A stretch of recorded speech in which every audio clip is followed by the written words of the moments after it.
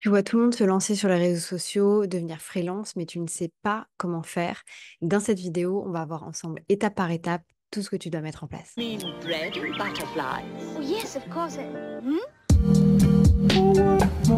Salut à tous, c'est Aude, j'espère que vous allez bien et on se retrouve aujourd'hui dans une nouvelle vidéo. On va parler d'un sujet qui intéresse absolument tous les entrepreneurs et aujourd'hui en particulier, on va se concentrer sur les freelances, comment se lancer.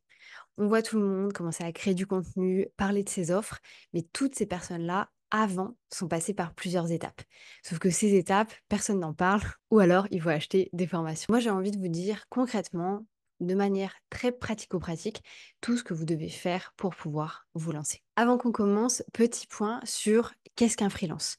Que fait un freelance? Quelle est la différence entre un freelance, un coach, un consultant, etc. Parce que c'est pas forcément la même chose. Moi, personnellement, je ne me considère pas comme une freelance. Je fais du consulting, c'est-à-dire que je viens dans des entreprises, chez les infopreneurs, en B2B ou en B2C, et je viens les aider à travailler sur une problématique. Et aussi, je mets les mains un petit peu dans le business de mes clients. Néanmoins, c'est pas forcément le cas de tout le monde. On va aussi retrouver les coachs. Les coachs, bon, il y a un peu deux manières de les voir. On va avoir les vrais coachs. Les vrais coachs, ils sont pas là pour vous dire tu dois faire ça, ça et ça. Le vrai coach ne va jamais te dire ce que tu dois faire. Il va te poser des questions pour que tu puisses arriver par toi-même à la décision de OK, je sais ce qui est bon pour moi, je sais vers là où je dois aller. Néanmoins, c'est pas du tout le cas des coachs d'aujourd'hui. La plupart des coachs vont avoir tendance à te dire voilà ma méthode, voilà ce que tu dois faire. La différence entre le coaching et le consulting, les personnes qui font du coaching ne vont pas justement mettre les mains dans le business des autres, elles vont avoir tendance à dire OK, tu dois créer un tunnel de vente, et ça s'arrête là. Alors que la personne qui va faire du consulting va potentiellement dire, tu dois faire un tunnel de vente, vas-y, viens, on le fait ensemble. Ça, c'était un petit peu pour faire la différence entre ces deux gros piliers-là que vous avez sans doute déjà beaucoup vu. On va aussi retrouver le terme formateur, qui est tout simplement le fait de faire des formations, de former des personnes, que ce soit en digital ou en présentiel. Maintenant, les freelances, qu'est-ce que c'est? Les freelances, un petit peu par défaut, vont être des personnes qui font de la prestation de service. On va retrouver beaucoup de types de freelance. Des graphistes, des développeurs web, des rédacteurs web, des copywriters, des funnel builders, des community managers, des monteurs vidéo, des monteurs de reels aussi, ça se fait beaucoup maintenant. On peut mettre aussi dans la même catégorie tout ce qui va être autour des experts en automatisation ou alors en ads, donc les média buyers. Et on va retrouver aussi, bien entendu, tout ce qui va être assistante virtuelle et OBM. Tous ces termes-là sont des personnes qui font du freelance, c'est-à-dire qu'elles travaillent seules, en indépendant, elles ont une société ou alors elles sont en micro-entreprise et elles font de la mise en avant de leurs services. Maintenant qu'on sait un petit peu la différence entre formateur, coach, freelance et consultant, je vous propose de voir ensemble les étapes pour passer à l'action. La première chose sur laquelle tu dois travailler, c'est tes compétences. Concrètement, tu vas devoir proposer un service. Quel est le service que tu es capable de faire? Dans ce cas-ci, il y a deux choix. Le premier, tu as déjà la compétence parce que tu as fait des études sur le sujet ou alors tu travailles dans le salariat sur ce sujet-là. Et la deuxième opportunité, c'est tu n'as aucune compétence. Et dans ce cas-ci, eh bien, il va falloir te former. Il va falloir passer par la case, soit retourner à l'école, soit prendre une formation ou suivre un accompagnement pour te faire former sur le sujet qui t'intéresse. On ne peut pas vraiment démarrer en freelance avec absolument rien. En soi, tu peux essayer de le faire, mais tu vas avoir du mal à trouver des clients ou surtout à garder tes clients. Donc première chose, par rapport à tout ce que je t'ai dit tout à l'heure, graphiste, développeur web, etc., est-ce que tu as déjà une compétence qui touche à ce genre de choses ou pas du tout? Si jamais tous les noms de métiers que je viens de te dire ne te parlent pas forcément, va faire une recherche internet. Regarde ce qu'est un graphiste, regarde ce que fait un graphiste, regarde ce qu'est un développeur web, etc., etc., pour comprendre. Ok, ça, c'est le genre de choses qui va m'intéresser. Ça, je suis capable de le faire. Et d'ailleurs, tu peux très bien aller sur des sites type Indeed ou encore Malte, taper le nom du métier et regarder les missions qu'ils proposent. Ça va te permettre également de comprendre un petit peu plus concrètement en quoi ça consiste. La deuxième chose que tu vas devoir faire, c'est comprendre qui tu peux aider ou qui tu veux aider. Et là, la différence, elle est énorme. Encore une fois, suivant la compétence et l'expertise que tu as, il y a des gens que tu vas pouvoir aider immédiatement, mais c'est pas forcément les gens que tu as envie d'aider. Donc là, c'est extrêmement intéressant de venir travailler sur son client idéal. Je te remets une vidéo juste ici où j'avais expliqué en long, en large et en travers comment travailler son client idéal. Là, le but, c'est que tu arrives à obtenir les profils des premières personnes que tu aimerais contacter. Encore une fois, ça peut tant être du B2B que du B2C. B2B, business to business. Toi, tu es un business et tu contactes des business, donc des entreprises, des startups, des groupes de personnes, ou business to consumer. Et à ce moment-là, tu vas proposer ton service à des personnes particulières. Une fois que tu as tes compétences et qui tu veux aider, il va falloir réfléchir à l'offre que tu vas pouvoir proposer à cette demande. L'offre et la demande, c'est essentiel. Tu dois avoir cette notion. Je te remets une vidéo juste ici où je faisais justement ce lien entre offre et demande pour pouvoir rentrer un peu plus dans le sujet. On va avoir différents types de marchés.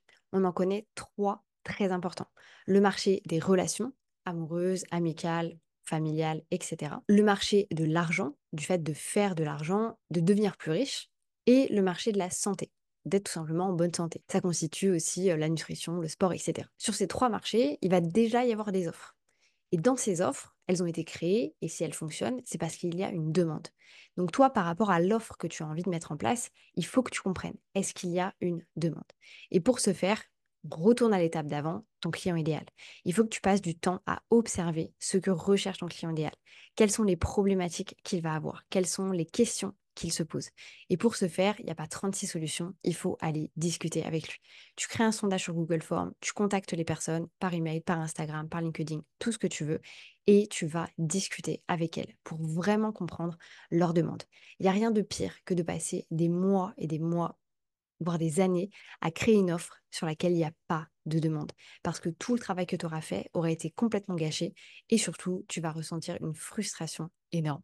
Une fois que tu as ton expertise, à qui tu veux t'adresser et ton offre, on passe à la quatrième étape. Et là, il va tout simplement falloir mettre ton message en face des bonnes personnes. Et c'est là qu'intervient le marketing. Le marketing, ça fait peur. On se dit, mais qu'est-ce que c'est que toutes ces choses-là? Je sais. Pas d'inquiétude. Abonne-toi à la chaîne. Dans 2 semaines, je sors une vidéo sur tous les canaux d'acquisition et tu vas pouvoir avoir plein d'informations sur comment mettre ton message en face des bonnes personnes. Néanmoins, je te donne quand même des petits tips. Le premier, un peu plus connu, la création de contenu. Attention, la création de contenu, c'est tout ce qui va se passer sur les réseaux sociaux. Ce que je suis en train de faire là maintenant tout de suite, c'est la création de contenu.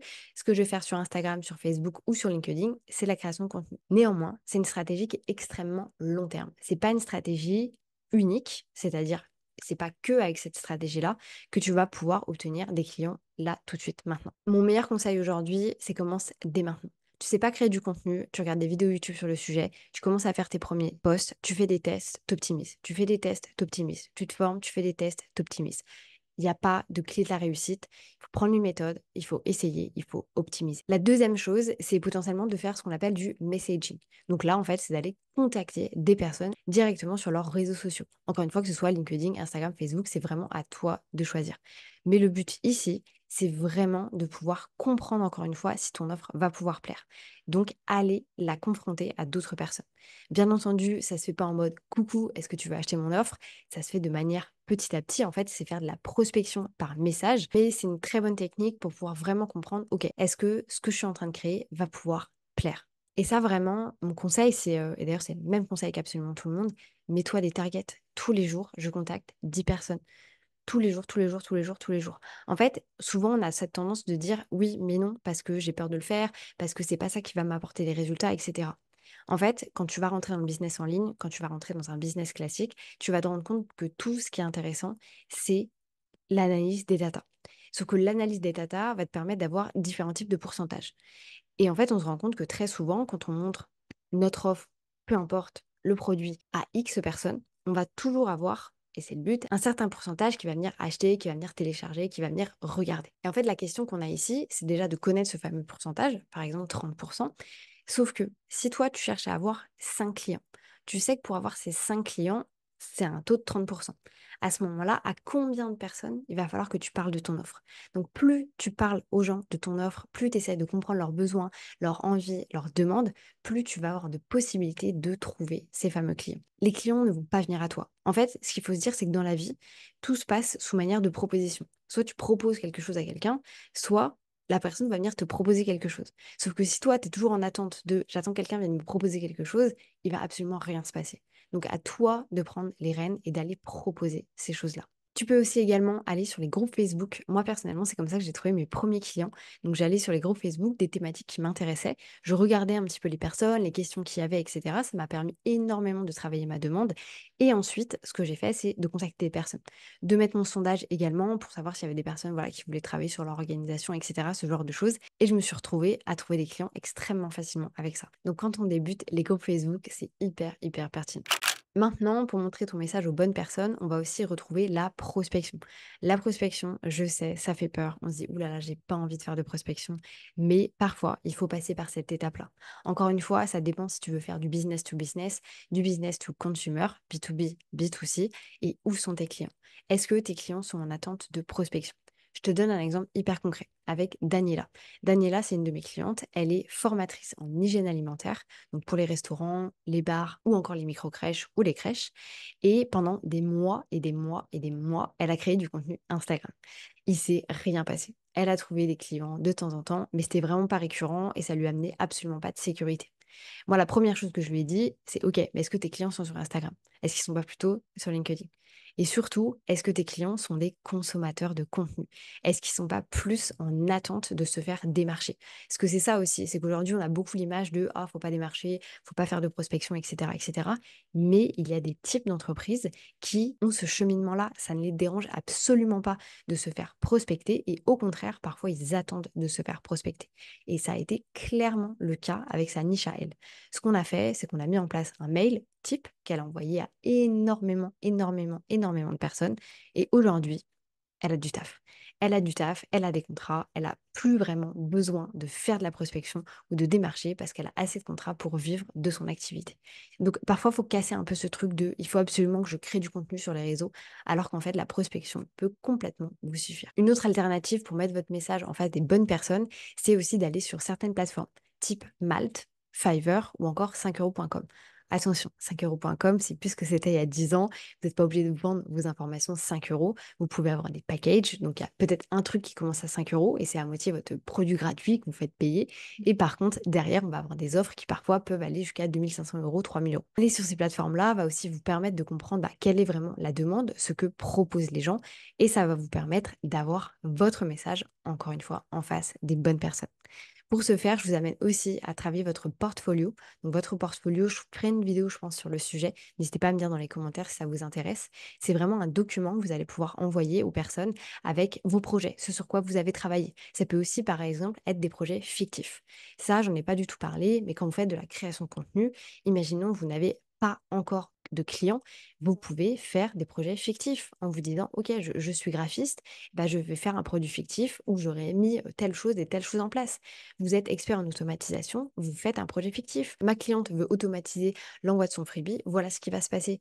Vous pouvez très bien faire des projets fictifs, il n'y a aucun souci avec ça. Et au contraire, c'est ce qui va vous permettre de vraiment travailler et de vraiment bien avancer sur votre expertise. Je m'étais fait une petite note en ce qui concerne la prospection et je ne vous l'ai pas mis, mais je vous la redonne pour vous donner l'exemple du il faut mettre votre offre en face de plein de monde pour pouvoir avoir des résultats. Envoyer par exemple 10 messages tous les jours ou envoyer 10 mails tous les jours. Et ben en réalité, c'est exactement la même chose que quand vous envoyez un CV pour retrouver votre alternance ou votre premier stage. Vous ne l'avez pas envoyé à 3 personnes, à moins que vous soyez passé par du piston, et il n'y a aucun souci par rapport à ça. Mais il y a plein de gens qui se retrouvent à envoyer des centaines et des centaines de CV pour que finalement le CV tombe dans les mains des bonnes personnes. Donc c'est un petit peu la même chose quand on va faire du messaging sur les réseaux sociaux ou alors de la prospection. Un petit conseil que j'ai envie de vous donner également, c'est ne soyez pas trop pressé ou plutôt ne soyez pas impatient. Se lancer sur les réseaux, se lancer dans son business, c'est des choses qui prennent extrêmement, extrêmement de temps. Et en fait, aujourd'hui, on est beaucoup dans la culture de je veux tout immédiatement parce qu'on consomme du contenu à tort et à travers. On voit les résultats des autres, sauf que ce qu'on ne sait pas, c'est que peut-être que Sandra qui a fait 10 000 euros le mois dernier, ça fait 5 ans qu'elle galère. Peut-être que Joséphine, qui a fait 20 000 euros le mois dernier, ça fait des années qu'elle met des systèmes en place et que là, aujourd'hui, elle est en train de vivre l'effet cumulé. Arrêtez de vous comparer au chapitre 12 de quelqu'un. Si vous êtes au chapitre 1, vous êtes au chapitre 1. Autre petit conseil aussi que je trouve pertinent, c'est faites attention à l'hyper-concurrentiel. Aujourd'hui, on a des marchés sur lesquels il y a beaucoup, beaucoup, beaucoup de nous. Par exemple, le community management. Il y a énormément de personnes. Du coup, ici, ce que je vous amène vraiment à faire, c'est de vous nicher. Je vous remets une vidéo juste ici où je vous fais la différence entre le marché et la niche, justement. Et il faut vraiment vous nicher. Si vous êtes community manager, il y en a 10 000. Si vous êtes community manager pour les restaurants, il y en a tout de suite un peu moins. Si vous êtes community manager pour les infopreneurs, il y en a tout de suite un peu moins. Si vous êtes community manager pour les startups, il y en a tout de suite un peu moins. Allez vous nicher sur des sujets qui vous intéressent. Si vous êtes community manager et que vous insérez, par exemple, la partie montage de Reels et la mise en avant des Reels, vous vous nichez. Donc, n'hésitez pas à aller vous nicher et à vraiment créer une offre qui se différencie en fait de la concurrence. Je vous donne un exemple avec l'exemple de Russell Brunson, le créateur de ClickFunnels, qui donne souvent l'exemple des 2 iPhones. Imaginons dans ma main, j'ai 2 iPhones. Il y en a un qui est toujours dans son paquet d'origine, il coûte 1 500 euros. Voilà, tu peux l'acheter 1 500 euros. Il y en a un deuxième, paquet d'origine, tout neuf, jamais utilisé, sauf qu'à l'intérieur, tu as toute la formation qu'il te faut, par exemple, pour pouvoir te lancer avec les exercices, avec absolument tout à l'intérieur. Mais ça vaut 3 000 euros. Lequel tu vas acheter? Bah, potentiellement, tu vas acheter celui à 3 000 euros parce que tu vas te dire, c'est la même chose, sauf que j'ai des choses en supplémentaire. Alors oui, ça coûte beaucoup plus cher, mais derrière, c'est quelque chose qui va me permettre aussi d'investir mon temps, d'investir de l'argent et de pouvoir générer du chiffre d'affaires. Donc c'est là où c'est intéressant en fait de faire la différence entre ces deux fameux iPhones et les deux offres. Si tu avais le choix entre iPhone 1 et iPhone 2, ils sont tous les deux pareils, t'irais chercher le moins cher. Alors que si l'autre va vraiment te permettre d'avoir des informations complètement différentes, tu vas peut-être aller payer plus cher. Le troisième conseil que je peux vous donner aussi, c'est de travailler gratuitement. Donc au début, quand vous allez vous lancer, faites des projets fictifs, comme je vous l'ai dit, mais aussi n'hésitez pas à proposer vos services gratuitement. Attention, pas trop longtemps non plus. On va pas faire ça sur 20 clients, vous pouvez le faire sur 5, 10 clients. Comme ça vous permet de tester, de vous améliorer.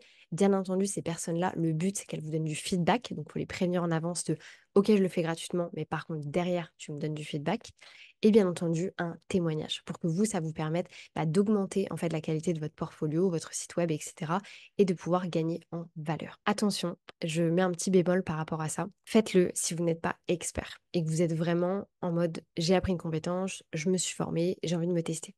Si vous êtes déjà expert sur votre sujet, ce que je veux dire par là, vous étiez développeur web dans une grosse société et vous êtes devenu freelance, n'allez pas faire du service gratuit.